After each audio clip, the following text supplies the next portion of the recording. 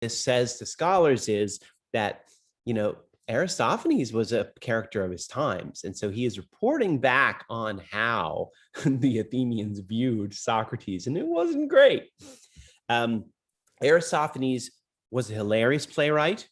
Next week, when you read the Symposium, there's a little bit of revenge going on. Plato, I don't even know if it's revenge actually, but Plato, one of the characters in Symposium, is Aristophanes. Plato puts words in his mouth, and he gives, I think, the most beautiful speech on love, and it is very memorable and hilarious. Chirac, thank you. By the way, I'm recording class, just so you know. I told you all I'd post it later for anybody who wants to reference it. So I was going over a little bit about the background of these authors. So we got Socrates, Plato, Aristotle. Plato sets up a school called the Academy, and where he teaches philosophy and ethics. And then Aristotle, Aristotle's actually from Macedonia, and which is in the north of Greece, and he was the tutor of Alexander the Great. And he comes down to Athens for a period of time, but because he's a foreigner, and the Athenians, just like Americans are xenophobic, they kicked him out. They booted him out at some point, and he had to go live in exile. He starts a school called the Lyceum, this school endured. These schools endure. These philosophy schools endure actually into the Roman Empire. Athens becomes part of Rome about 200 years after these guys die. Okay, so there you go. There's a little bit of background on some of these guys. I'm going to talk as we move ahead. I will also talk a little bit about Homer and possibly also Hesiod. I think I need to talk about Hesiod, who collected the myths, the ancient Greek myths. But I thought I might start with you all and just see how this went for everybody, how this reading went. Any impressions or any general? I thought for the first one, I was able to understand it all right. But for the second one, I was confused about Plato's reasoning behind believing the artist of imitation and why it is bad to be an imitator. Nice. That sounds very reasonable to me. We're having a great conversation in class Discord chat about justice. Like right now? Yeah, right now. Oh, yeah, sorry. You put it in this chat, I can comment too. Oh, sorry. I don't care. It just kind of ended up that way. A lot of Plato slander. That's fine. You should. I was reading it this morning and be like, oh boy. Yeah. So a point that I think Joey made was that, oh no, okay, let's start with me. So what I made was that technically shoplifting from a Target to live such eat is unjust, but does the good outweigh the bad? As in, when Plato talks about injustice, there is always the person doing the injustice is having some sort of good onto them, or they wouldn't do it, either emotional or physical or whatever. But the bad usually outweighs the good of the person doing the injustice. But in this personal instance, I think that the good outweighs the bad of stealing. While I do think stealing is usually not a victimist crime, when you, the person, are stealing from a mega corporation that will not feel it and will absolutely not die, basically, it's more of a victimist crime, as Joy said. But I think it really opens your perspective that some injustice is more complicated than others, and there's always going to be a measure of good that comes out of the injustice for someone. Good. Yeah, I'm going to have to say a word about how he understands justice and injustice, because it's actually rather different from our understanding. Joey? Yeah, so I wanted to kind of tack on to the end of that.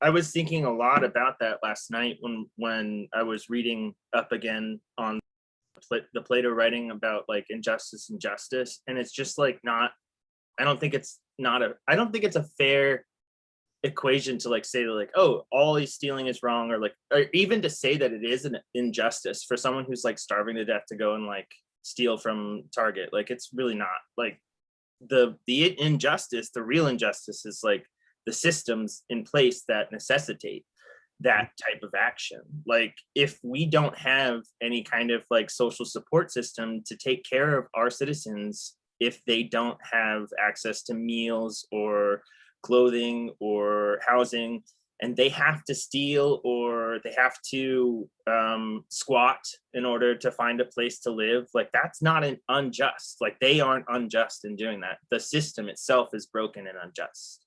Good. Sure. Meg? Yeah, I kind of dropped a simplified version of this in the Discord as well. But like one thing that kept striking me when reading what Plato had to say about like artists and stuff is that he's very like, ooh, I don't love imitation. It's whack and not valid.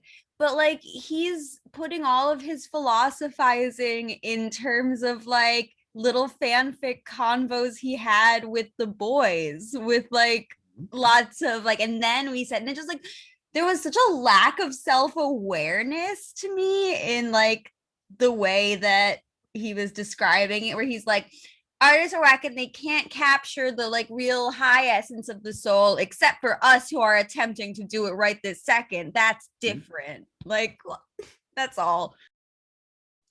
Okay. Yeah. So yeah, Plato is a very, there's a couple things we should understand about his writing technique. First of all, he deploys irony, or that's the term that philosophers use. We talk about Socratic irony. Socrates is an asshole. You need to get used to that. He actually, the text you're reading, he's pretty tame. Like, does he want us to read it like that? Like, I think so. Okay. I think so. And then of course the natural question is, well, why would you make your hero an asshole?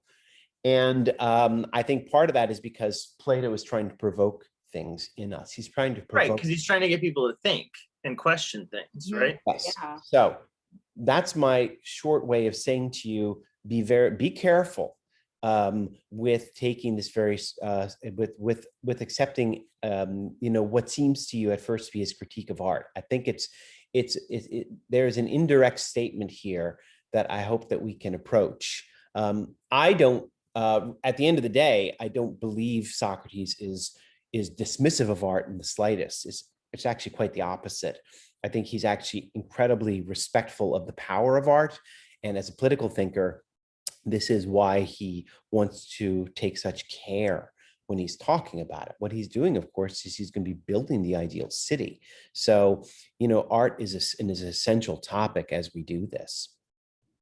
So let me move in a little bit. I'm looking at my time. I have an hour and a half. I want to spend about half the time talking about book 2 and then half the time book 10, because Jordan's right. What he gets to in book 10 really is hugely important. I think that's the more sophisticated critique when he talks about imitation. And I actually think he makes some fantastic points.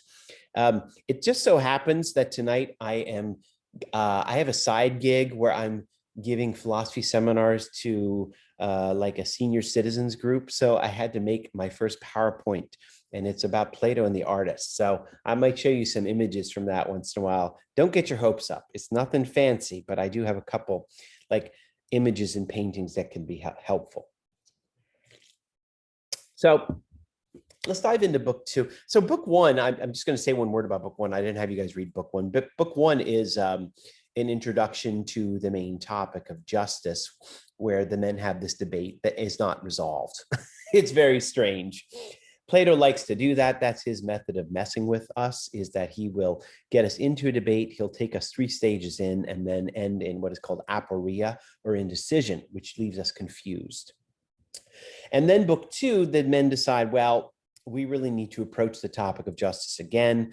And then as you see, they are going to do it in terms of the building out a city, because Socrates famously says, if I'm going to define justice, we need justice writ large, which means we need to see it. We need to see it in action. And in order to see it in action, we're going to build it into this city. The proposition is also can be read otherwise, that if you're going to build a just city, if you want a just city, if you want a just city, you have to build from the ground up. Interesting question. Is that easier to do than, say, making Baltimore just? Maybe. Making Baltimore just is no easy task. Is it easier to build a just city from the ground up? I think Plato's answers to these questions are pretty mischievous. And I'm happy to talk about them further as we move on. I'm just going to set the stage on a couple things in book 2 and then open it up for some discussion here. But book 2 opens up, he's talking with these two guys named Glaucon and Adamantus, and they are brothers, and they were factual, they lived, they were historical figures in Athens time, but we don't really know much about them. And their topic is pretty general at the opening here. They're talking about different kinds of good, right? And this is around line 357. I'll do this occasionally. This is how I'm going to reference our way through these texts. So if you want to follow along, line 357, you'll find it in the margins. You know, different types of good, and they say that there are goods that are enjoyed for their own sake. There are goods that are enjoyed for their own sake and for their rewards, and there are goods that are enjoyed only for their rewards. And then the question becomes, what is justice? Is justice a good for its own sake? Is it only good for its rewards? Or is it both? To put it otherwise, does it pay to be just? Or how? That's really the question. How does it pay to be just, right? Does it pay when I am just? Is it enjoyable in itself? Or am I doing it grudgingly only for the results? Okay. There's your question. And I'm sorry? No, I mean, you go first, because because you were thinking, you're talking about like what is paid for just. So Justice pays? How does justice pay? That's the question. Yeah. So I think the justice is paid by justice itself. So for what I have learned from what Socrates has said, justice is something that it is good from the start to its end. So the whole process and the outcome are all for good things. And there was something like for our health that is good, and then it is good for all time, because if you are having health and like you're healthy, and it isn't something that others could pay you, but it is paying yourself, because you're not going to get to doctors too much time and spend too much money on it, and you're having more time to do something else, because the health that is paying because you're healthy. That is fantastic, Chiao. That is great. But Glaucon does not think that you are that's what most people think, right? Yeah. So why don't we start with what Glaucon thinks? What does he think? How does he think most people view justice? So I think, sorry. Oh, you guys can use the hand function under participants, right? Can I go for it, Joey. I might be misremembering. I'm trying to pull it up on my phone right now, but isn't he the one that was like insisting that it's artifice? Like they just kind of pretend to be just while doing unjust things, and then they just, they atone for it. I'm using quotes, like they try and pull the wool over the eyes of the gods and the people around them by pretending to be just. Yeah. Was he saying it was like far more beneficial to be unjust but have the reputation of being just than being just and trying to uphold the reputation, like that? And kind he of even thing? says that He like cited it in like business specifically a lot, and emphasized kind of the like it felt like monetary and social gain that could come from like choosing that route over being genuinely just. And then there was that thing about like the invisibility ring and how he thinks that like everybody would if given the opportunity, even the most just man, which I thought was like a wild assertion. I hate that so much. There's just so many people I've come into contact in my life where they're like, well, if we didn't have religion, then people would just go around killing each other. And I'm like, why? Like, no, that's not what would happen. I mean, if I had an invisibility ring, I don't know. I wouldn't kill people, but I'd probably take. No, I'd probably get into some unethical goofs. Yeah. I'm sure. I think he's probably right. I would But watch James- movies for free. Yeah, Like, but it you reminds me have your of hand up. for some reason the whole time it's kind of like unrelated, but it kind of reminded me of people's arguments with like how communism wouldn't work because people are naturally like inherently greedy. So like I don't know, it just reminded me of like how people say they are one thing when in reality they would do possibly the opposite or something different than what they would say when they didn't have a reputation to uphold and all that. But then he was talking about like, I don't know, like eventually if you are unjust, it will be sorted out by the gods or whatever. I don't know if he actually said something like that, like you'll be judged in the afterlife or something like that. Maybe I was thinking myself. That is the common perception of things. That's what Adam this says. McShafe, you have your hand up. My understanding was that Glaucon actually agrees with Socrates. He was just saying, I think most people disagree, and I'm going to argue for those people to like help you solidify your own argument, because I actually think the same thing as you. Yep. Yeah, no, he said he was playing the devil's, or I think he said Hades advocate. Like Joey said. Awesome. James. So I think that it's really a nature versus nurture thing where you're either come from your environment or you come from genetics. Personally, I think bad people can come from good and bad environments. I think that some people think that people are either naturally good or naturally bad.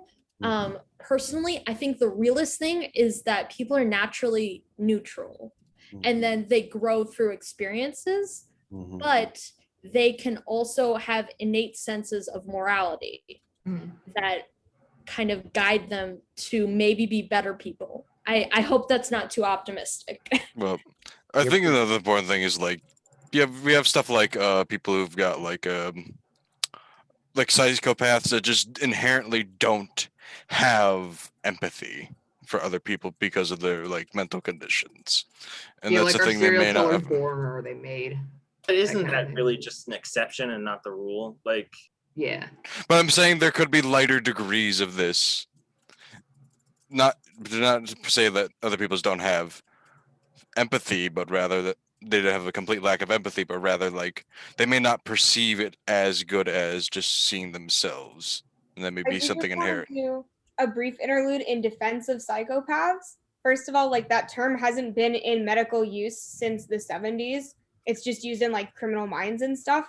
And I think a lot of people with like psychotic and cluster B disorders, like even if you don't have empathy, you can still have a sense of morality and know right from wrong and not harm people.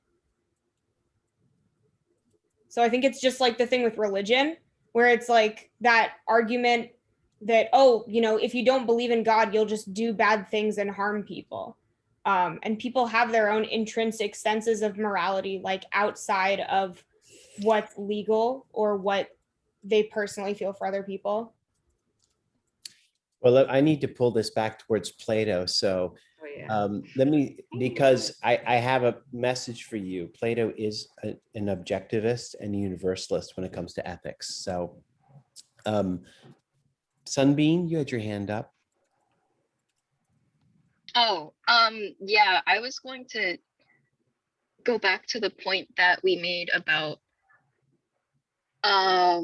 people being inherently this or that. Yes. Where so so I've been raised like in the church. I'm a practicing Christian, I guess. And I feel like, I don't know, maybe I'm also misinterpreting the Greeks, but I feel like they really like to be cynical, especially with the whole ring thing. Like, yeah, personally, I feel like it kind of discredits our maker, whichever maker you believe in, to be like, oh, all humans are inherently this or that, when it's like, I don't think that's necessarily true. It's a little insulting even to insinuate that all people are act in that sort of way. It just feels like an excuse, especially when you consider that, like, just like the differences that humans have in terms of the fact that they have a sense of morality. You can't say that you are inherently bad or inherently greedy or whatever. So, you know. Well, I'm going to say one word because we don't have time, but I'm going to say one word about Christianity. Plato is actually very influential in early Christianity. You could argue that Christianity is Judaism plus Plato. And the way he understands human nature, and you guys are all correct, you're zeroing in on this, he is not optimistic about human nature. He's not. And early Christian thinkers were similarly pessimistic, the major one being St. Augustine. St. Augustine is the great early Christian theologian from the 300s. He's very negative. Talks about the fall of mankind, et cetera, et cetera. And Luther, by the way, was influenced by him. Now, there's a guy in between by the name of Aquinas in the 1200s, the other major theologian of the Catholic Church. He says humans have an inborn morality. They do. They have an inborn code. But they also have deep temptation. And so there's this eternal conflict. Okay, so I'm just going to so thank you for your comments, Sunbeam, but I just wanted to try and contextualize what you're saying.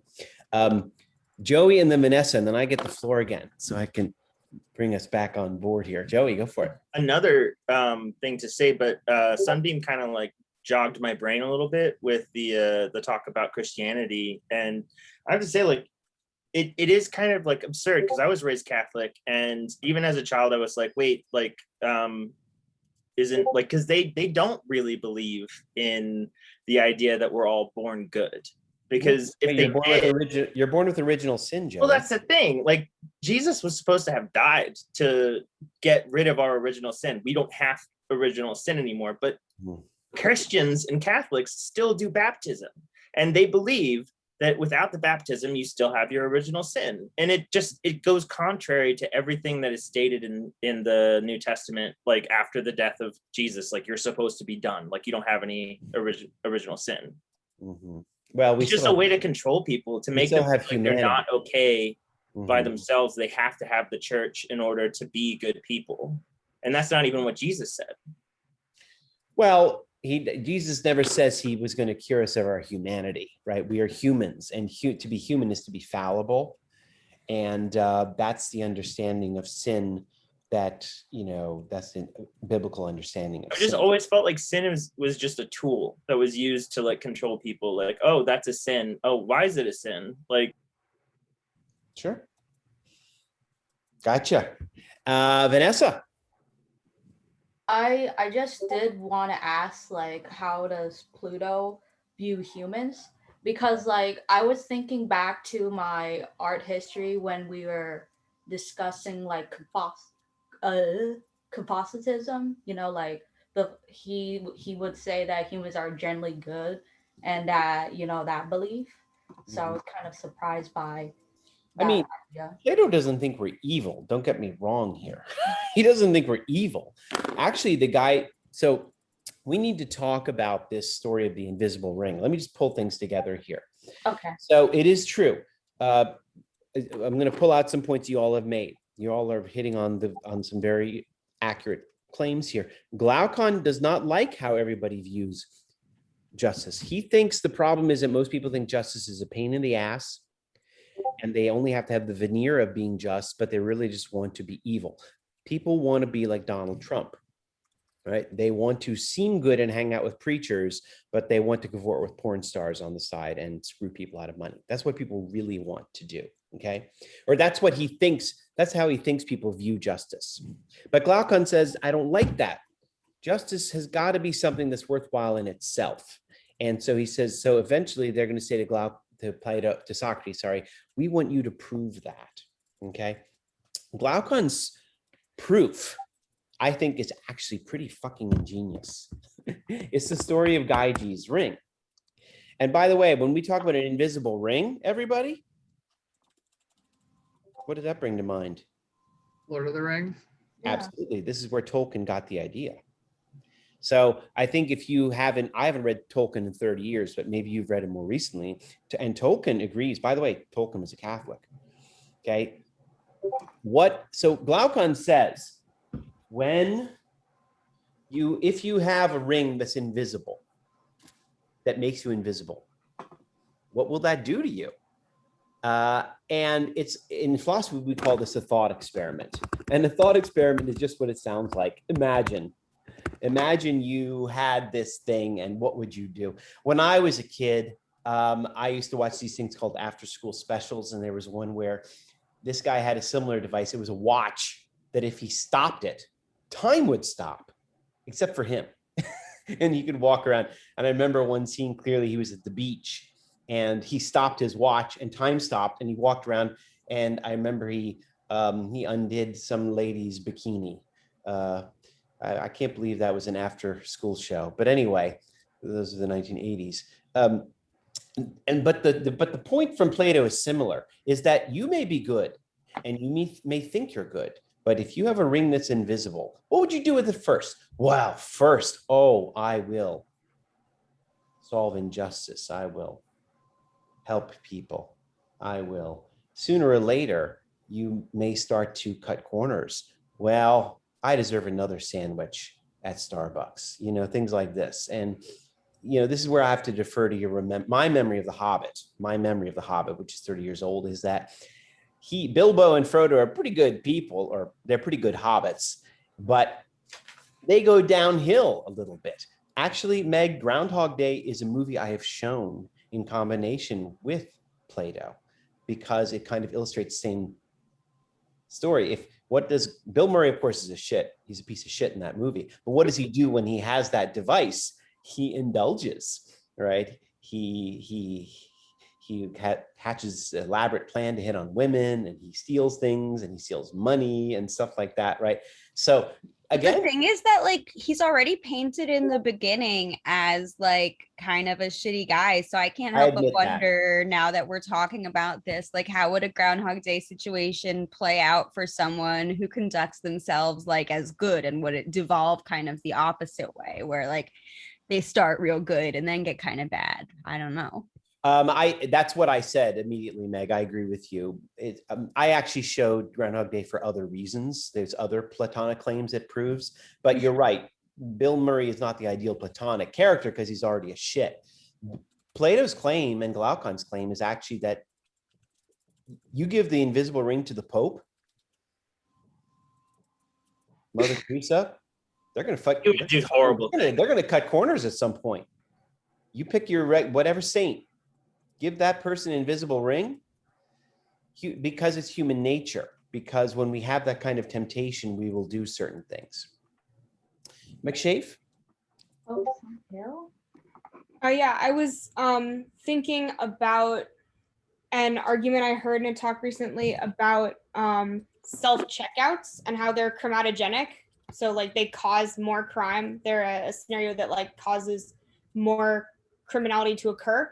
Not because it enables people who commit crimes to be more brazen, but because the average person who would normally never think of going into a store and sticking some a bag of chips in their pocket and sneaking out, they would conceptualize that as stealing. But it would embolden those people to be oh, well, I can just ring up this expensive heavy thing as bananas, and that's not the same. Or as justifying intentionally or by accident, oh, I didn't mean to ring this thing up as this thing that was cheaper. I typed in the wrong number for it, or I forgot to swipe this thing. There's so many ways that system sets up that allows someone, whether intentionally or not, to like cheat the systems of morality and like societal expectations that we already have in place. And I think that's kind of what the ring thing is like. It's about like, you know, if no one's there to witness you, how you act. And it doesn't necessarily mean that you use that as an excuse to just do whatever you want and be a horrible person and like intentionally cause harm to people.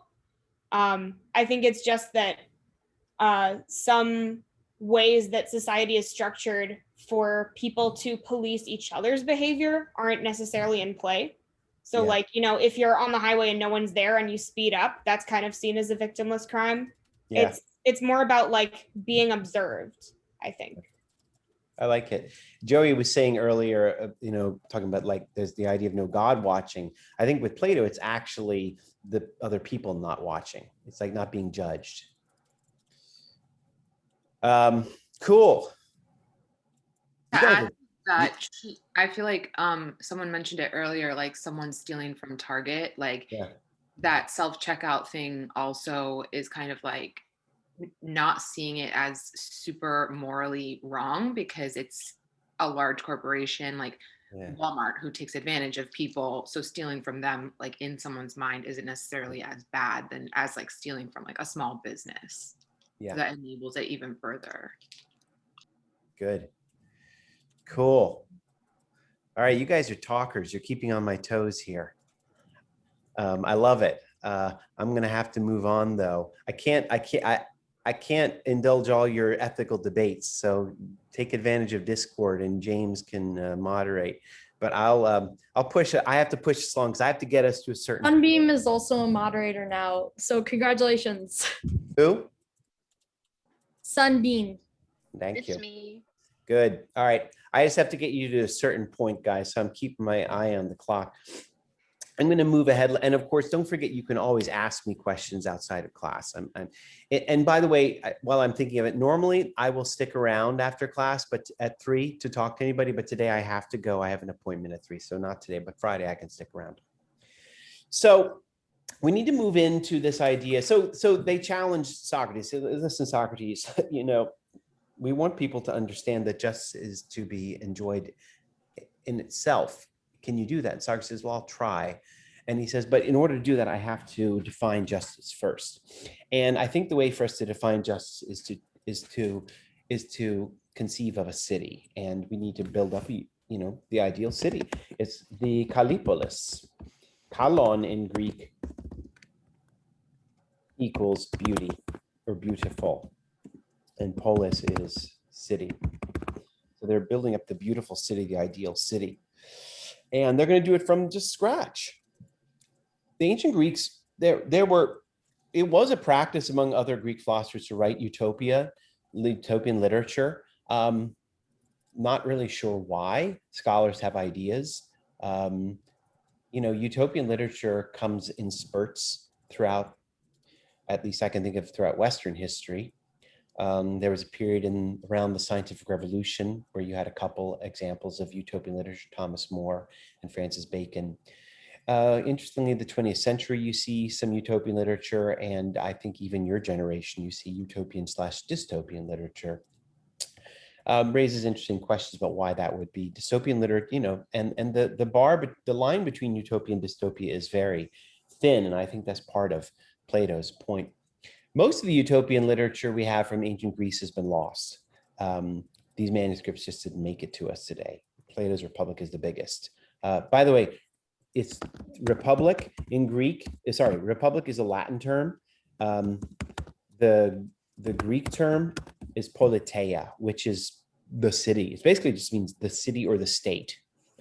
The city, you know, so the title of this book is nothing fancy. It's just like the city state. Athens is more than a city, by the way. It's a city and a state, okay? Sparta was more than a city. It was a city and it's a state. So the polis will sometimes be defined as the city/state, just FYI. So they're going to sit down and they're going to talk about, they're going to build up this ideal city, and they want to build up not just any city, but the best city. And it has to be the most efficient city and a rich city. And in order for it to be a rich city and an efficient city, they decide, well, there's got to be division of labor. And pretty regimented and strict division of labor. You know, there's this quote, I forget where, he says, will the farmer be doing only farming, or was the farmer going to spend his time farming and then making pottery and then dancing? And then, you know, his day broken up into 4 things. And the men said, no, he's got to only farm, because that's going to make that person, you know, most efficient. And then they decide, well, who's going to farm and who's going to be the various artisans? At which point we are introduced to a very important doctrine of Plato called essentialism. And this was a doctrine that was popular not only in Plato, but throughout the Mediterranean world. And not only the Mediterranean world, but the ancient world. If anybody has ever read the Bhagavad Gita, which is a classic of Indian literature, there's a very important doctrine of essentialism there as well. Essentialism is a very common idea in the ancient world, and it's inimical to modern notions of individual liberty. And it's very simple. Its claim is you have an essence. You have a nature, and your nature decides your profession. What's the proposal? The proposal is, and again, I would submit that Plato is pushing it to such a degree that he makes it almost seem we should be skeptical. When it comes to soldiers, or as he describes them in the Republic, they are the guardians. It makes some sense. But when he talks about other craftspeople, it gets a little weird. Oops, artisans. Like, you know, if you're going to have a functioning economy, you're going to have carpenters, you're going to have bakers, you're going to have cobblers, you're going to have butchers, you're going to have farmers, right? The city's going to be humming. The proposal is that a farmer has a nature, well, certainly a physical nature. And I think the proposal is also an emotional nature and an intellectual nature. Now, again, I go back to the point. In the ancient Mediterranean, this was a common idea because, for example, they believed that there were natural born slaves, okay? There were some people that could not be free and self-determining. Plato is spinning this out in terms of every single profession, okay? What does a farmer look like? Silly question. Well, I'll tell you. I have a bunch of farmers in my family, okay? My mother is from Ireland. She's from the farm in the West. My uncle had a hand about double the size of my hand. See this hand? This is a very modest philosopher's hand. My uncle's hand was like this. And what would he do with that big hand? Well, he could hold 2 bales of hay. He could grab his sheep and put it over the fence. In Ireland, the fences are made of rock. So you pull down the rock, you let the sheep through, and then you put it back up again. My hands would be torn up in a second. He had big shoulders, right? He was massive. What would the nature of a cobbler be? Well, think about what a cobbler does. By the way, for those of you who don't remember, cobbler, someone who fixes shoes. In the age of fast fashion, we don't have that anymore. But, you know, I think it's no mistake. You guys know those cookies that the elves make? The elves. The Keebler elves? Yes. I don't know where this myth comes from, but back in the day, there were ideas that elves would make the shoes, right? I don't think that's a mistake, because have you seen the nails in these old leather shoes? Like, they're tiny. Like, again, if you have big hands and fingers, and if you're clumsy, you're not going to be a good cobbler, okay? So the proposal is that some people should be only cobbling. And in order to make this the most efficient and rich city, it's those with the best nature for cobbling. And it's those for the best nature of baking. Now, I have no idea what a natural born baker looks like. That's something for y'all to think on. A carpenter.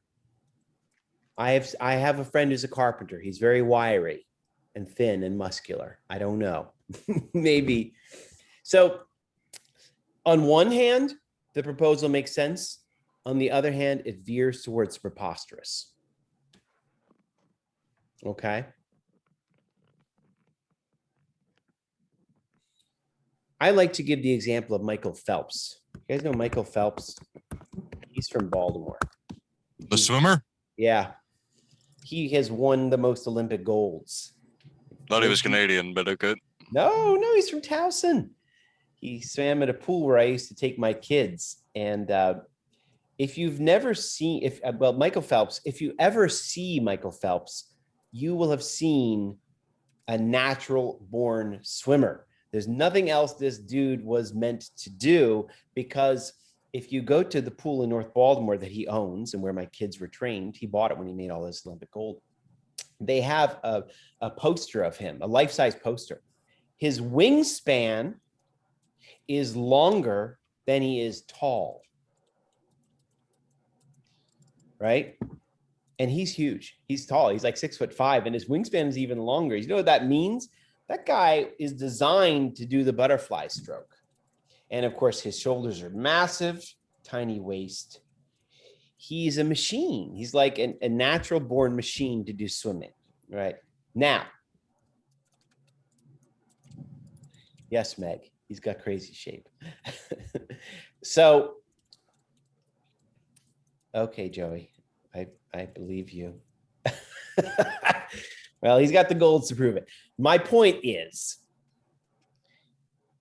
throughout the ancient world, not only in the Mediterranean, but in Asia as well, there was a belief that your nature determined what you should be doing in life. When it comes to soldiers, why don't we dive into that? I'll just put it up to you all. What kind of traits and features should soldiers have, the guardians? Are you asking us from the reading or just what we think? From the reading.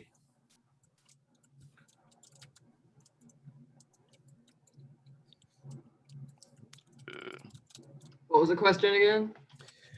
What traits or features should natural guardians have, natural soldiers?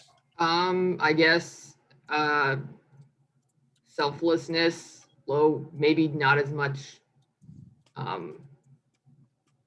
maybe impulsive. Well, I'm not sure if like impulsive, but like someone who is willing to be hurt or die for the benefit of protecting others that they may not know. So yeah, like strong sense of morals and stuff, like someone said. Or someone who is able to make hard decisions quickly, I guess. Good. Or someone who's, physically someone who is very fit and strong and quick-minded, I guess. Sounds good. Plato, I think, mentioned, he compared them to like trained dogs. Yes. In the sense that they should be like protective of like the things and people that are familiar to them, but like aggressive towards outsiders was how I described like the ideal sort of guardian personality. This is line 375A. They should be good to their own, vicious to enemies. So when Joey says strong sense of morals, that's a little general. You didn't say that? Oh, Joe said that. Two different Joes. Ah, sorry there. When Joe says that, just be that's a little vague. You know, is it empathy? Well, sorta. Well, I've actually been in the military, and I can tell you exactly what they want. They want someone who is young enough to not be able to question orders or things that are told to them. They want to like reprogram you so that you don't have any kind of like sense of identity. And it's just, I don't know, like they really do just want docs. Like that's the best way to put it. Like they want people who aren't even really people. Because if they are people, then they question things. And that is not okay for a soldier to do. They want people that are like, will follow authority, and they're people who are easily malleable into what people what the people in the army want them to be, like people who will kill at a single mention or be able to do, like, I don't know, drone strikes, whatever. I don't know much about the military, but Yeah. Yes, you My have to do, like, boyfriend. Oh, Go ahead, Sunbeam. oh, okay. Sorry. Thank you. Yeah, no, I agree with Joey. I've never been in the military, but my boyfriend is currently in the Navy right now. And I've said it in chat, but yeah, that he's in the Navy, and they make it very transparent about how expendable they view you as. And just like it's very messy, I think. Because this one instance that I can think of is, so a huge part of being in the military is like guaranteed healthcare or college, but then it's like he went through 3 years of his like contract that states that he should have health insurance by not have without any health insurance. And he never knew this until he got into like an accident that required a hospital visit. So I don't know. I mean, it's the military is bad, I guess. All right, Joey. I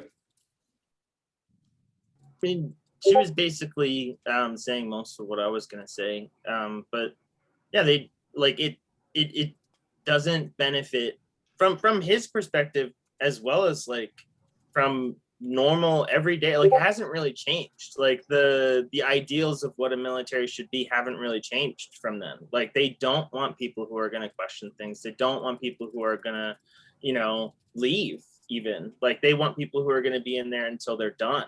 Like if you leave, like if you don't stay in the military, you're a bad person. Good. They treat you like that. And they scare you into thinking there's nothing you can do other than that. Like they try to pull that eugenics bullshit on you, like, hey, you're here, this is the only thing you can do, so don't leave. Like, and it's just control. Good. Yeah. Oh, sorry. So what I thought was Socrates has said, and what is his ideal military? For the Guardians, they're not only like brave and physically strong, they're also good at thinking, and they I think there was some difference between the militaries right now and militaries back then, or how Socrates has thought about the military should be. I think he's thinking about a military like the Guardians is still lover of wisdoms, so they're still thinking a lot, but they're loyal to their cities. They're good to their own people, but harsh to the outsiders or enemies. Good. Yeah. So here's the point. On one hand, when it comes to all the different professions, and we talk about the nature of a certain career, the military in a way makes sense. And it certainly did in Plato's time. And I'm going to explain why in a minute. You need a certain strength and fearlessness and speed, things like that, in order to be able to join up. And sure enough, if when they recruit you, they will check you to make sure you're physically fit. And of course, as you guys pointed out, there's certain emotional, intellectual features that make sense as well, that you should have. On the other hand, what are we doing when we're producing soldiers? We are producing something that is unnatural. We're trying to produce something that is a person that is empathetic to his own, but wholly lacking empathy towards others. I'm just mentioning drone strikes. Someone brought it up. They found out that drone pilots have PTSD and they were wondering why. And they found out it's because drone pilots have to follow. They sit in the drone strike pilots, they sit in, a base here in Nevada, and they commute home. They go to work they kill someone, they go home. That's, traumatic. More than someone, it's usually at least 5 people. Yeah. They're not gonna drone strike just to kill one person. And they also find out, that people have to, that, the drone pilots, they watch them all day and they follow the patterns and the habits of people. And so then they grow attached to them, right? And so then they have to kill them. So ideally, your soldier would be like a dog, would not give a damn about killing others, but would have empathy towards their own. So in a way, what you hope to produce with the soldier is someone who is unnatural. So there's an irony there. There is a nature of a soldier to produce something unnatural. And I think we get a dig. Plato's giving a suggestion that he's recognizing as unnatural because he says that the soldiers are like dogs. They're not even like human nature. It's not human nature. There's a kind of animal nature there. Now, what is in his background? What is in his mind is Sparta. Sparta, at this point in history, has kicked Athens' ass. And you guys may have known Sparta because you've all seen the movie 300. And if you haven't seen it, you need to watch it as soon as class ends. Crazy movie about a bunch of Spartans. Why 300? Sparta was a city, was the opponent, the enemy of Athens. It sits about 50 miles away from Athens. And their soldiers were the most revered, respected, feared soldiers in the ancient Mediterranean. 300 Spartans held off the Persian army. The whole damn thing, long enough for Athens to get its navy intact so that they could defeat the Persian navy. That was a great battle. All 300 Spartans died. What you don't usually hear is that they had 1,000 slaves with them who also died. But anyway, the Spartans were amazing and awful and horrific. When a baby was born in Sparta, it was brought before a council of elders and they would give a thumbs up or thumbs down if the baby lived. If the baby were deemed deformed or not fit, there was a cliff. They would throw it off the cliff. The baby was then raised and at the age of 5, released into the wild. And they would live like packs of wolves, basically, fending for themselves. And then when they were 14, they were brought back to Sparta and they had to go through a gauntlet of teenagers with whips. And if they survived, then they could join the Sparta and they would become the soldiers. And they lived in common messes. So the thinking is that Plato has Sparta in mind. And what does he have in mind? Well, does he hold Sparta in disdain? Or is he saying, come on, Athens, we just got our asses kicked by these guys. We need to be like the Spartans, The Spartans are making the most feared soldiers. So he's kind of proposing something similar. We will take these babies from a young age, and they look like soldiers to me, and we will raise them special. They will have special training.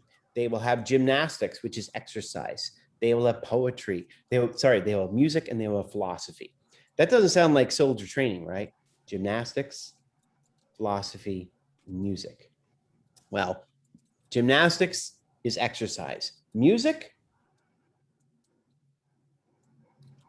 soldiers, if you think about history, they often have music accompanying them, like the drums going into battle. And the way that the ancient Athenians, the ancient Greeks used to fight, they used to fight in these very tight formations with a shield and a sword, and they would move according to music. They would practice by way of music so they could move in coordinated fashion. And then philosophy, well, that has to do with their moral training. So let's talk about their moral training. One of the major issues of the moral training is the stories they are told. And this is the conversation I want to get into now. They are told, the men are discussing, what kind of stories will our kids learn? Will we teach these guardians true stories or false stories? And the men all agree. False. Let's teach them false stories. But then the question is, what kinds of false stories? And Plato raises issues with the false stories in his time. What? He is not happy with the stories that his peers, that his people, his society are propagating. What's his problem with the stories? What stories does he have a problem with? I remember that a lot of people, well, he talked about the Odyssey a lot. He really seemed to dislike Homer, who may or may not have even existed, and Homer's mythos fan fiction. Uh-huh. They were talking a lot about stories that depicted, well, in the first book, in book 2, they were talking about stories that are allegorical and how kids are too young to understand like allegorical stories and how it'll guide them on the wrong path because they won't know what's real and what's like something you should just, yeah, like false stories and stuff. And then I think they were talking about how in book 10, I think it was book 10, they were talking about like what is good, can gods be the creator of all things if gods can only be good, and then they shouldn't tell stories about gods being deceitful and gods being like dishonest and unjust because that's untrue to what gods actually do. Because they were like, oh yeah, gods can't be immoral, gods can't do that, so telling stories to kids about how gods being like that, it's like it doesn't make any sense. Let's start with the story of Uranus and Cronus. It's footnoted, I believe, on one of your pages there. I think that's page 53 or 54. Uranus is the godfather. We're going to talk about the Olympian gods, okay? I'm just getting you all ready for this. The Olympian gods, Zeus, Hera, Athena, Apollo, Hades, Poseidon, the list goes on. Uranus is the grandfather of the Olympian gods. He gives birth to Cronus, who is the father of the gods, and all these other creatures, including the Cyclops. And Uranus locks up those children that he doesn't like, including the Cyclops. The mother, Gaia, goddess Earth, says to her son Cronus, you need to fuck him up. Which is exactly what he does. Oh gosh, where am I? Sorry, I have here you go. Damn it. Here's my PowerPoint for tonight. I wanted to show you this. Yeah, that paint. There you go. This is Cronus castrating his father, Uranus. And Plato's like, that ain't cool, but it gets worse. So Cronus has learned the lesson. His own children are going to betray him. That sons are bad to their fathers. He gives birth to all the Olympian gods. What does he do? He eats them all in turn. He devours them. This is Goya's painting of Cronus eating his children.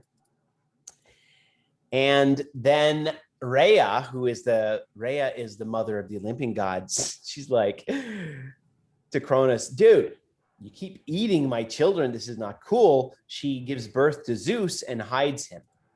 And when Zeus gets old, she gives Zeus an emetic. An emetic is something that makes you throw up. And Zeus brings the emetic to Cronus, gets him to ingest it. And Cronus regurgitates the gods one after the other in reverse fashion. Aphrodite, Apollo. And there is your story of the birth of the gods.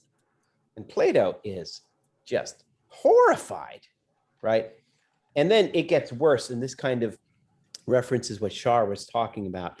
We got to talk for a second here about Zeus. Well, you know about the Olympian gods, the Greek gods themselves. And by the way, where are the Greek gods portrayed?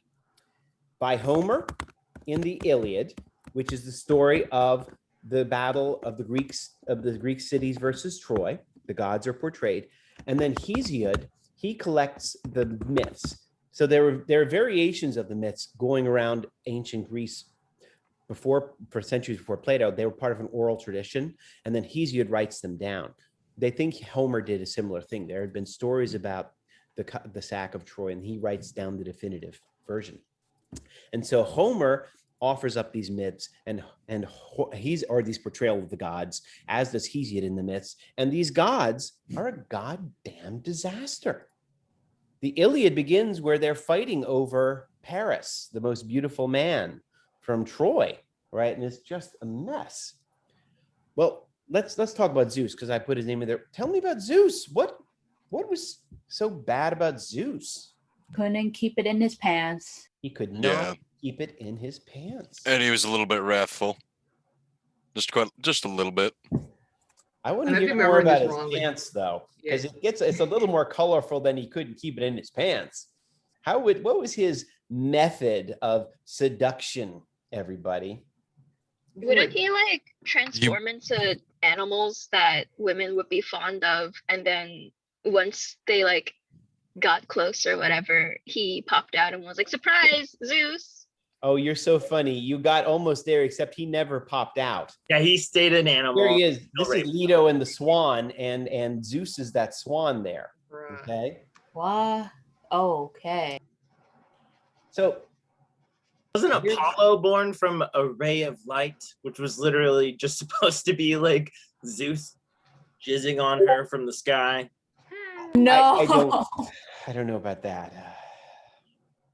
Well, he turns into a swan to rape. He turns into a bull to rape, and he also turns into golden showers that rain over the crotch of a lady and impregnate her. Now, all the Freudians in the room, you can go crazy with that one.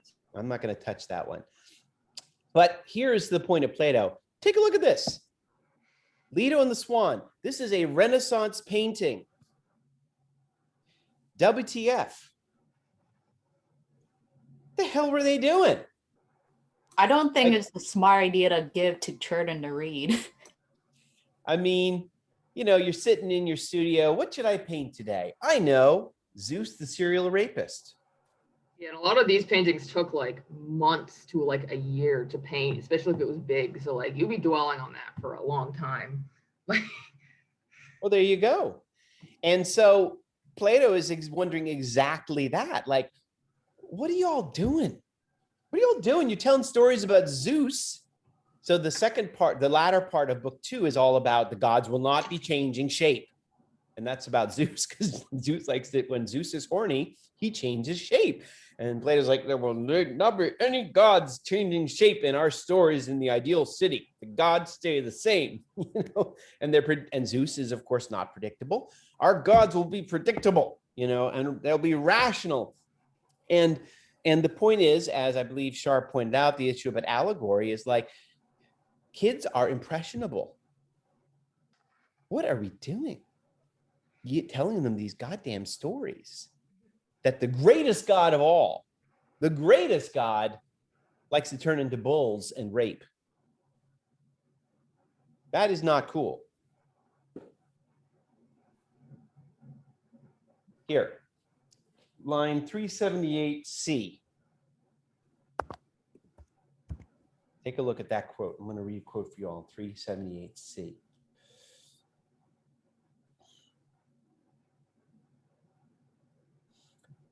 If we want the guardians of our city to think that it's shameful to be easily provoked into hating one another, we mustn't allow any stories about gods warring, fighting, or plotting against one another, for they aren't true, okay?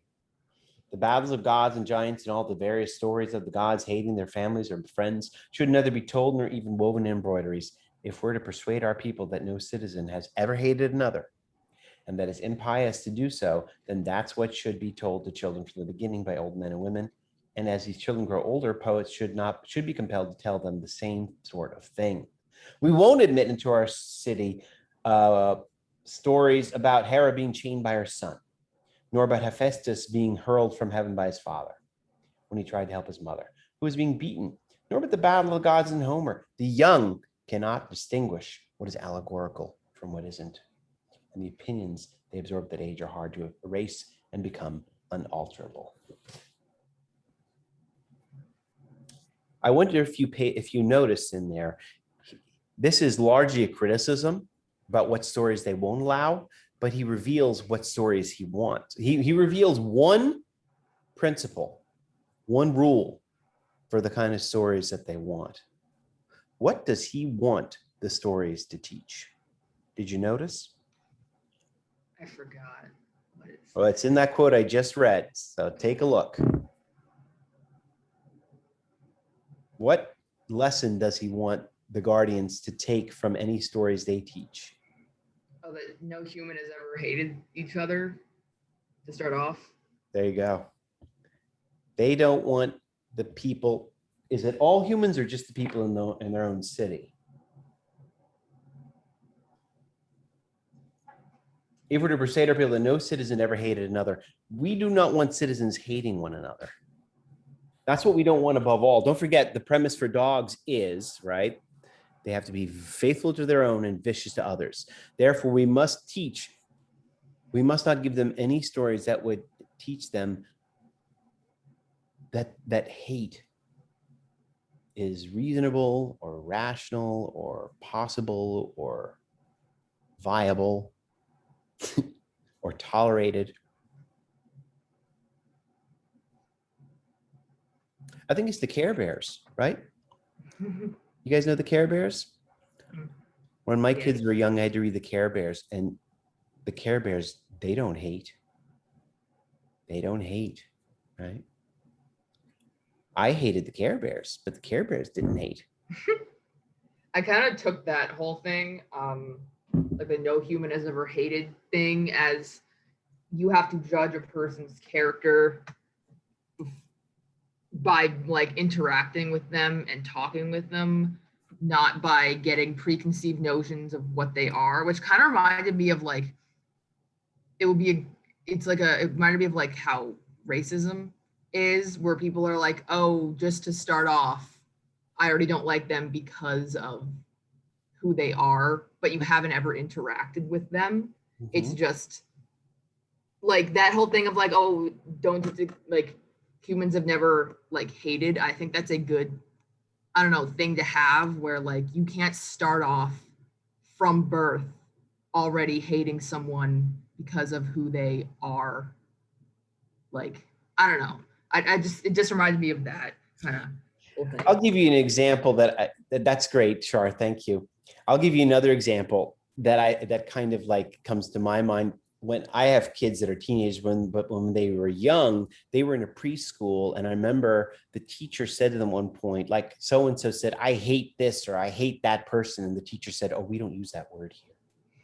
We don't use that word here. And that's kind of a platonic lesson, right? In a way, like hate does not exist here. We don't want to teach that, right? So that when you have a sense of hate, if hate wells up in you, the point being that you would think, oh gosh, this is unnatural, right? The word he uses is shame. You should be programmed so that you feel shame when you hate your fellow citizen, right?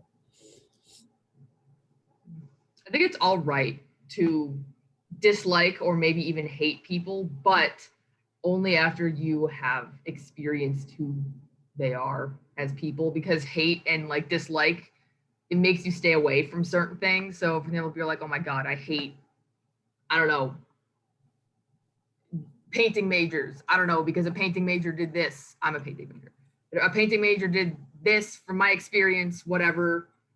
I want to stay away from them because of that. It's like you formed your own opinion based on experience, not just on preconceived things you were taught to believe. I don't know, weird example, but.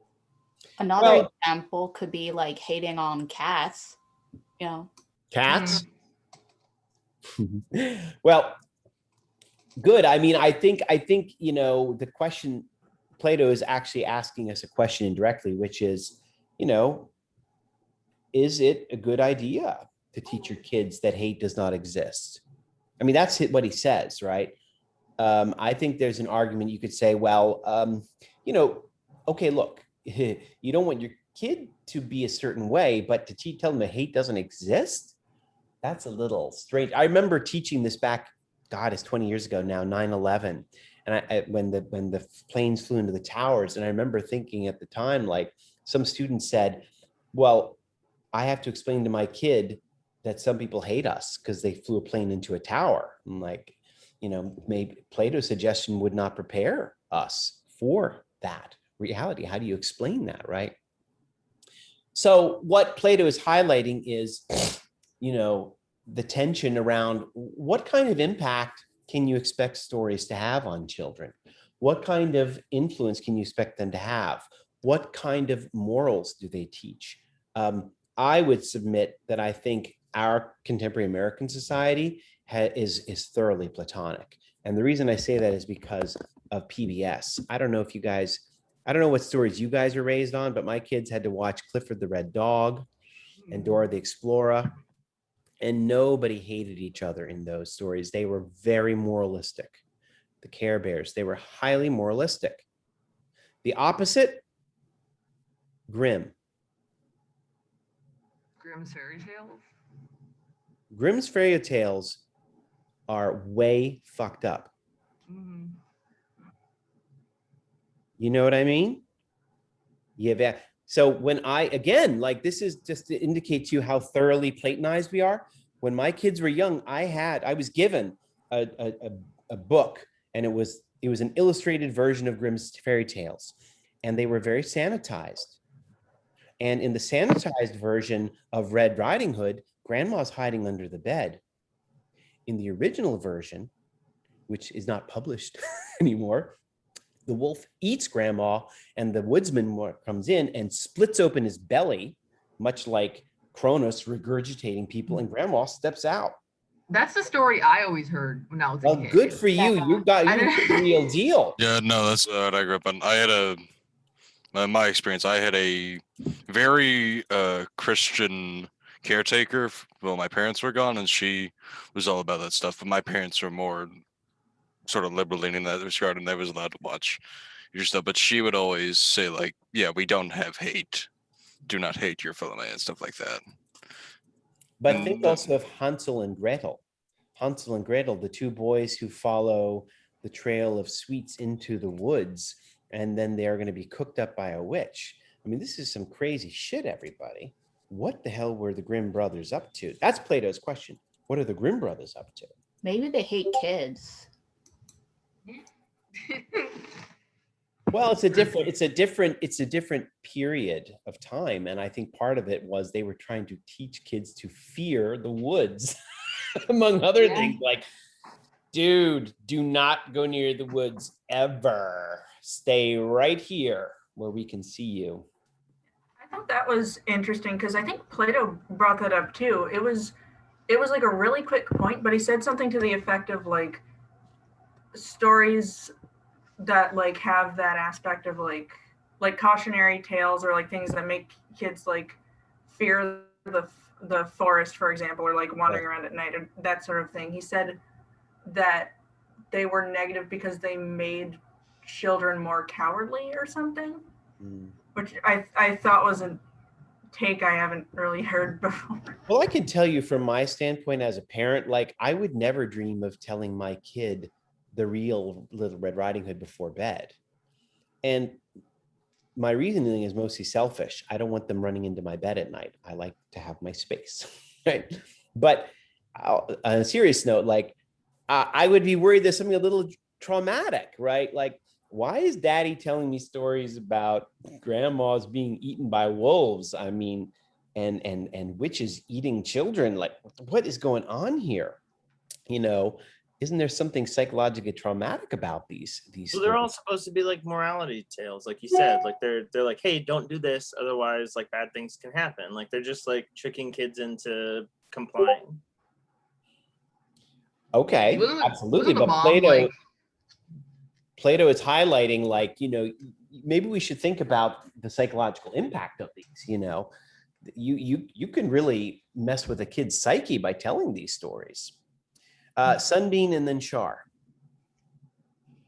I was going to say with regards to those stories, like I feel like kids are a little tougher than people think they are, just because, like, you know, what Shar and Jordan said, I was also raised on the pretty fucked up stories, and I was like an avid reader of Greek myths, ones that, you know, included all of the incest and like the constant like violation that some of the gods had done. But I think that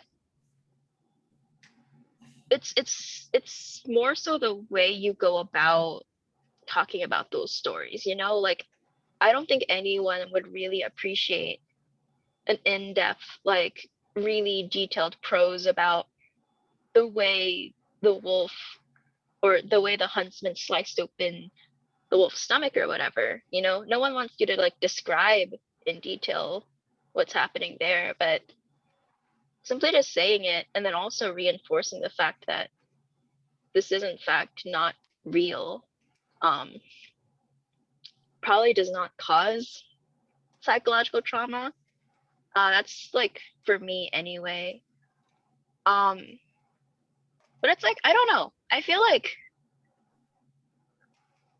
no, I definitely agree with the statement that America has a very platonic culture.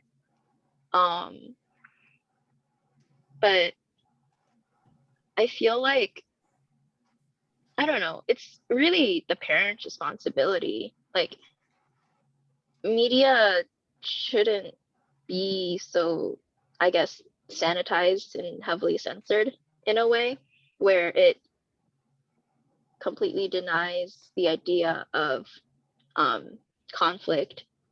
But it's also the parents' responsibility to tell the children the realities of this world, because otherwise bad things will happen. This is like somewhat tangentially related, but there was a book I was reading. It's titled Circe by Madeline Miller, related to the Greek myths actually. And in this one part of the book, Circe, she has a son, and she essentially raises him in a way that Plato might approve of, in the sense where all the stories she tells him about his father Odysseus are the idealized heroic versions of him. She leaves out like all of the gore, all of the crimes he's committed, his like violent tendencies. And so Telegonus, which is the son's name, he basically grows up with these idealized clean versions of his father and of the outside world, essentially, because he was raised on an island with Circe because she was in exile.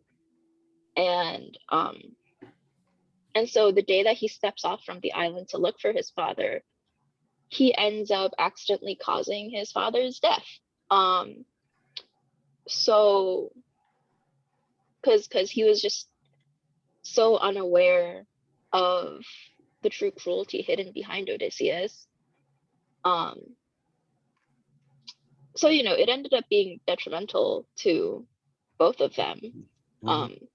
So I don't know. I think Plato's kind of ridiculous when he says that stories should be clean in that way, but I also get where he's coming from, just because for that time period anyway, that's when they believed that the Greek gods were in fact very real. So it's like, you know, I don't know. I get it, but I also think it's kind of silly. I think the story you mentioned about Circe is really good, actually. You know, like if you give a sanitized version, and I think Plato actually indirectly endorses this, if you give an overly sanitized version, have you shortchanged your child, right? On the other hand, maybe it's not the false stories that are most traumatic. Maybe it's the true stories. For some of you guys, I don't know if you were too young for when 9/11 happened. I mean, I was an adult and I was traumatized by 9/11. You know, what does a child think when they see 9/11? Okay. Let's see, Shar and then Joey, and then I need to get into book 10. Oh yeah, I was just gonna say, kind of going off of some being saying with like kids being taught a certain version, especially in this day and age, kids are gonna find out the real truth like sooner or later. Like I said, especially with like this generation where like the internet exists. Maybe back then it would have been a little bit harder for a kid to find out the actual truth, and if they read or they heard another story once they got a little older. But now it's like, when I was a kid, I had access to like the internet and all that stuff, I was like, I would find like a lot of weird stuff, a lot of crazy stuff online that I probably shouldn't have seen. And the way my parents would explain it to me was like, oh, this person didn't like this person, so and so. Like, But then I would find it out and there'd be like a whole other thing like attached to it. Like I'm trying to think of something like, for example, there was this like, you know, when a sex offender moves into a neighborhood, they like tell everyone where they live and all that stuff. My parents were like, there's this man that lives in our neighborhood who was looking at naked pictures of girls online, and he's a bad man and you shouldn't go near him. And I was like, well, I've accidentally seen a picture of a naked person. Does that make me a bad person? But then as I got older, I found out, oh, it was like not just that, it was like child stuff. But I eventually found out in my own way. Sure.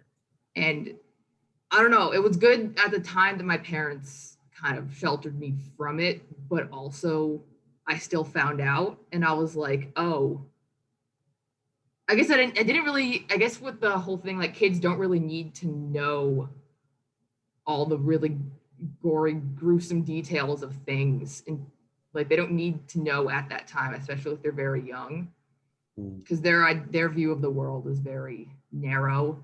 Like when I was in elementary school, I didn't know that America wasn't the only country until like a little later. And I was like, wait a minute. Like I only knew Bethesda where I grew up. I only knew my neighborhood, my school. Like, I guess slowly introducing me to the outside world and stuff was better than having it all at once. Cause like my little brain, I don't think I would have comprehended things that well. So I agree with Plato being like, oh, maybe not sharing these stories with kids, but I don't think he should ban them outright. Maybe they should discover them on their own if they want to later on in life. Because they're going to find, I like your point there. My wife's approach to sex education with our kids has been, they're going to find out anyway, but why don't we teach them how we want them to, the topic to be broached? My mom gave me a book. Which anyway, I'm not good at that. So I let my wife take the lead, but that's another topic. Anyway, hey, Joey, you wanted to say something? So I have a question. So like, doesn't it kind of contradict though?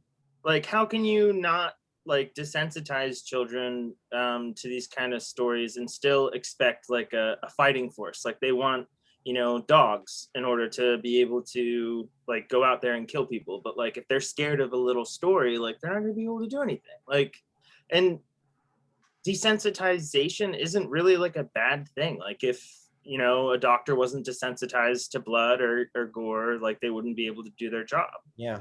So I argue that those kind of grim fairy tales are like serving a purpose there. Like it's ripping the Band-Aid off a little bit or growing a thicker skin. Like I don't really think that like they should be done away with completely, you know? Yeah. Maybe when kids are a little older, like it shouldn't be like, okay, first fairy tale, people are getting eaten and stuff. I feel like we should respect a child's boundaries. Like if a child is like, I don't like this story, it's scary.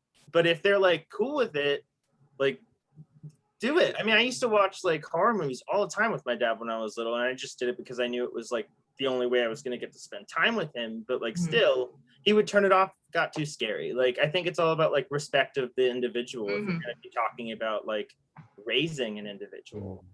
But also, I think that kids don't really know how to set boundaries. I feel like with adults and like teenagers, they know how to say, hey, I don't really like this.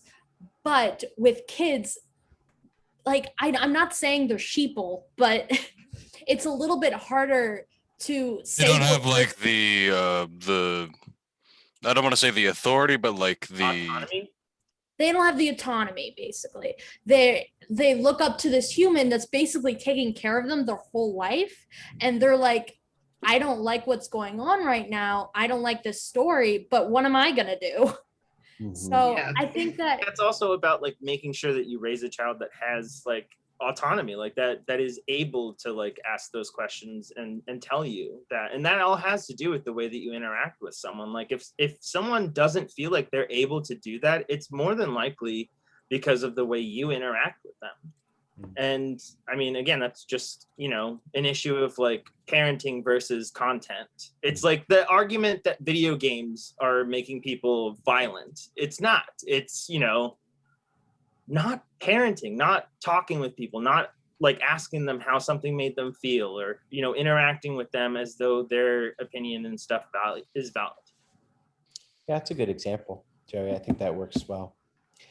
I need to short circuit the conversation only because I really need to get into some points about book 10 before we break. So, and whatever I don't get to, of course, we'll start next class with a recap of what we're talking about here. And any, you know, lingering questions or issues you want to raise, feel free to do that on Friday.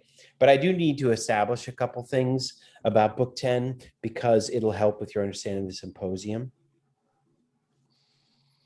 And the one thing I really need to explain to you all is Plato's metaphysics. And basically what by metaphysics, I mean his theory of reality. And Plato's metaphysics is pretty straightforward. It's his idea that the physical world is the world of change and appearance. I'm looking at my window right now at a tree. According to Plato, that tree is not. And why is it not? It is not because it is in change, it's in flux. It is growing, it is shedding leaves, or it's growing leaves now, it will shed leaves soon. All physical things are not because they're in flux. You and me, our physical bodies, I'm not the same me that I was an hour and 45 minutes ago when we started this conversation. I don't know if you noticed it, but I lost 2 hairs on my head. See, there was one here, and then there was one over here. I'm just joking. I don't have a fucking clip, but I'm sure that happened. What gives me the right to say that was the same me, right? Physically, I have changed. Hopefully I've lost half a pound while we're talking, but I doubt it because I've been drinking coffee. Plato says what is real is the ideal, or the realm of the forms. That is reality. What does he mean by the forms? This is what I really need to talk to you about before I dismiss you all. We're still talking about 10, right? So from what I understand from the reading is that, like, if they don't know how to make it, like if they don't know how something functions, then it doesn't, then it's not real. Like, well, hang on, you're getting ahead of yourself, Joey. Let me lay out a couple things, and then I think you're looking ahead. You're talking about the artists. I'm not talking about the artists just yet. Give me 1 second here to explain what he means by the realm of the forms. The realm of the forms is, and I wanted to say this as a preface also, it is a very important doctrine for Plato, but it ends up being rather unclear. And almost as soon as he wrote it, like Aristotle critiques it, there's questions. It causes questions. I don't want you to worry about the questions. I want you to understand the big picture. The big picture is that the physical world is not real. The physical world is a world of illusion and appearance, but there is a world of forms that are real. What are these forms? Here's how he illustrates. He talks about a carpenter making a table. When a carpenter makes a table, he has in his mind the form of the table. It is the universal, eternal, and perfect form. It has perfectly straight lines. It has 90-degree angles at every single place. What happens when he makes the physical table? It will never, ever be as perfect as the form. I make a physical table. It immediately is imperfect in certain minuscule ways. And the minute I make it, it starts to degrade. Come back a year later, it may have degraded more, and so on. So his claim is that the physical productions are not real. What is real are the ideals that we aim to match. There is, I see your hand, Joey, just give me a second to get it out. there is like, so just as the carpenter, that's the analogy we need to understand. But guess what? There is a form of justice. There is an ideal, eternal and universal. And every city on earth is trying to instantiate that, is trying to achieve it. Most cities, just about all of them, never do. And if they do, they don't get it for long. And they're constantly changing. Okay. So that's how this operates. Okay, Joey? So as far as that form, the realm of forms, is that kind of taking the same place in that like metaphysical discussion as like the God?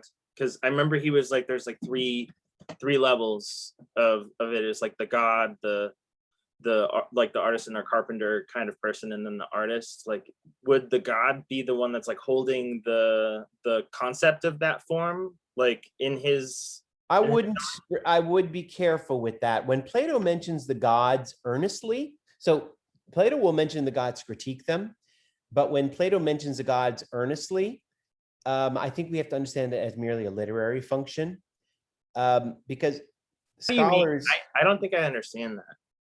You can if you give me the example from the text, I can explain it to you.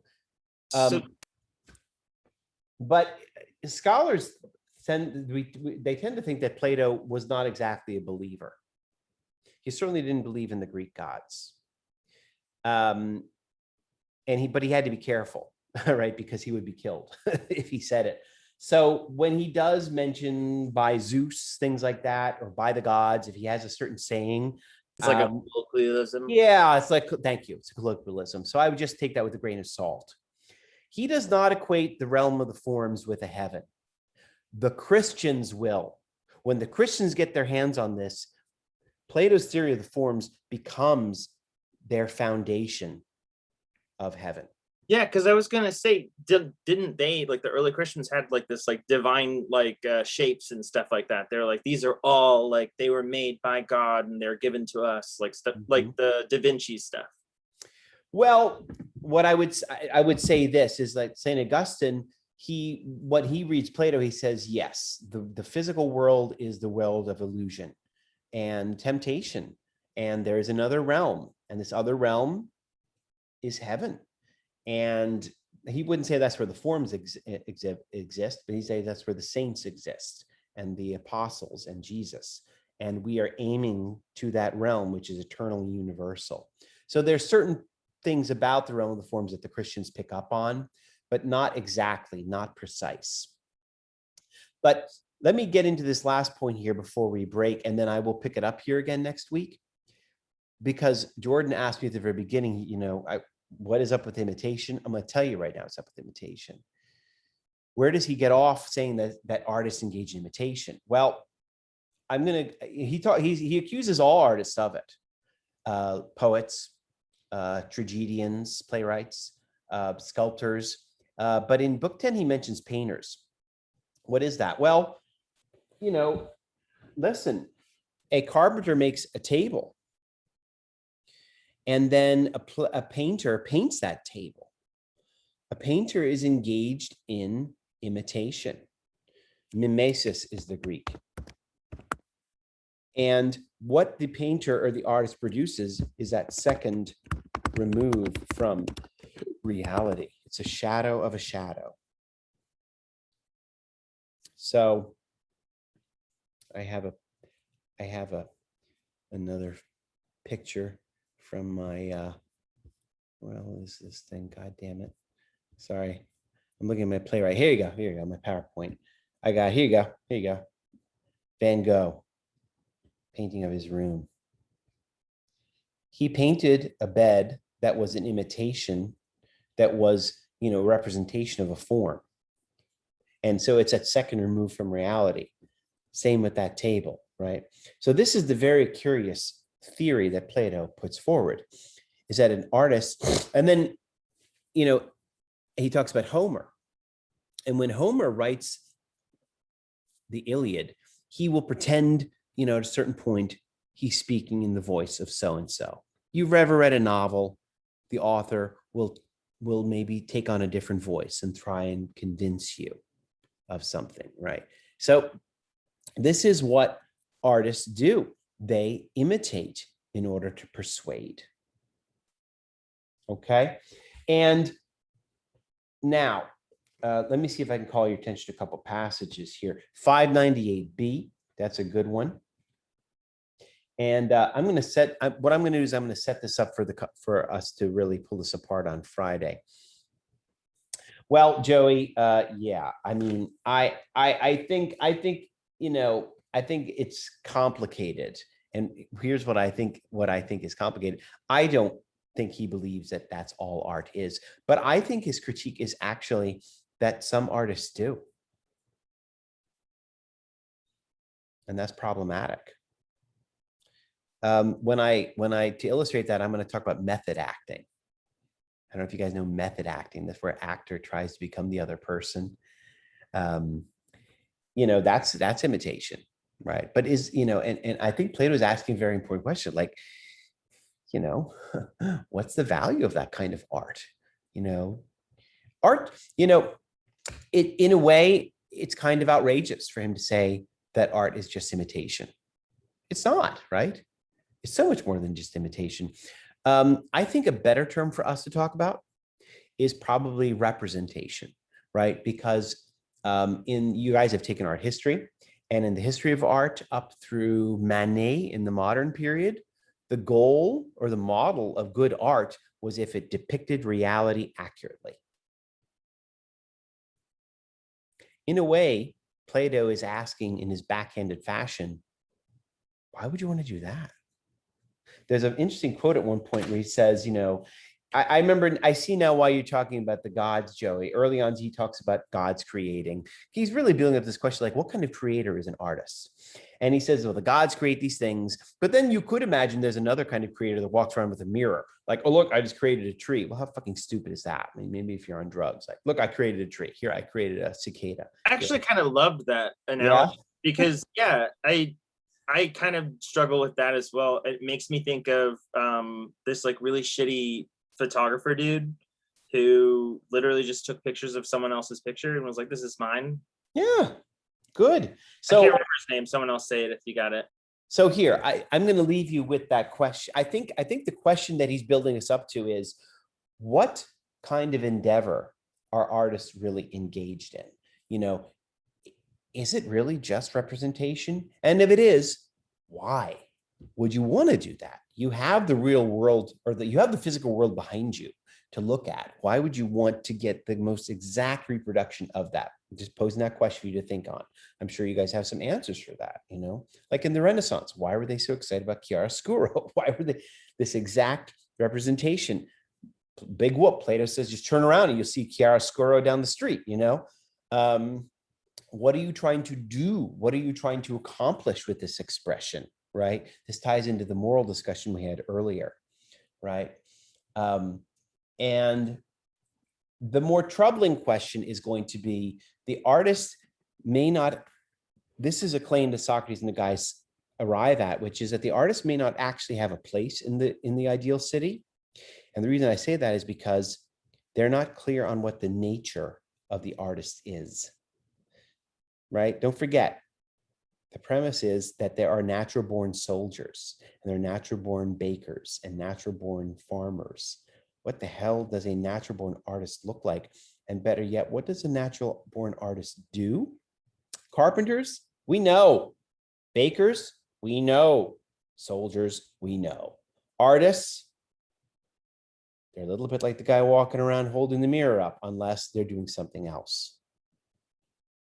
They're either doing something useless or something more valuable than what anybody else in the city is doing. And I actually think it's the latter for Plato. So I'm going to leave it there. I got to go. But next week, I will make more time after. You guys are a very talkative bunch, so I'm very happy to keep talking. I just wasn't prepared for it. So I have to let you guys go today. Please carry on your discussion on Discord with James and Sunbeam.